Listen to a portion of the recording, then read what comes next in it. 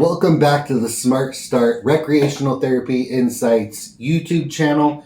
I'm your host, Nathan Lemaster, founder of Smart CU's Hub. Thank you guys so much for stopping by, and we'll just dive right in. So last time we introduced what recreational therapy is, who it helps, and where it's practiced. Today, we're going to dive a little bit deeper into what is the foundations of our profession. The core competencies, the credentials that shape us as recreational therapists. And so let's start with our education. What does a recreational therapist need to know to be competent in the field? So we have a bunch of different competencies, but I'm going to name 10 of them. Here they are. Foundations in human development and behavior, assessment and person-centered treatment planning, activity analysis and adaptation, understanding of physiology and functional movement, program design and implementation, group facilitation and leadership skills, documentation, evaluation and assessments, communication and interdisciplinary collaboration, cultural competence, and ethical and professional practice, just to name a few, guys. Now, we've covered some core competencies. Let's talk about what it takes to be certified as a recreational therapist.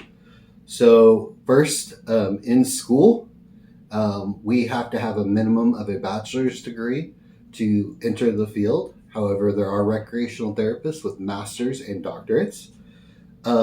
We have to do an internship.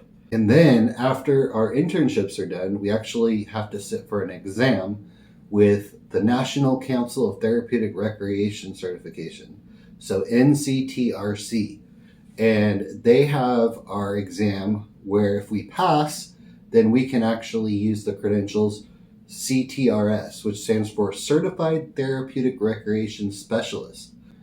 And every single year, or every 5 years actually, a recreational therapist needs to continue their education, and they have to take either continuing education credits online, at a conference, through their work, a bunch of different places, to total 50 clock hours every 5 years. And that helps them to stay on top of what's different in the field, what the current trends are, what things that we actually need to know to be effective at our practice. It's a rigorous process, but it's worth it. It ensures that you are the qualified provider of therapeutic recreation and people can trust you.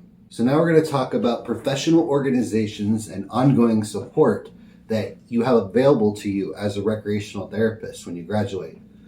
The biggest one, the one that's the most that we have to, talk about is ATRA, which is the American Therapeutic Recreation Association.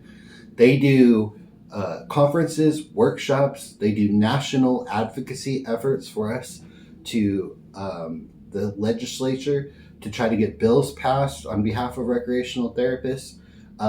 They put out a standards of practice booklet that kind of gives us the standard for how we should be behaving, how we should know, those types of things to call ourselves a recreational therapist.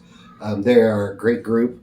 There is also state and local RT organizations. So not every state has these, or not every place that you live might have these, but they are on the state level. They do the same things like ATRA does on the national level.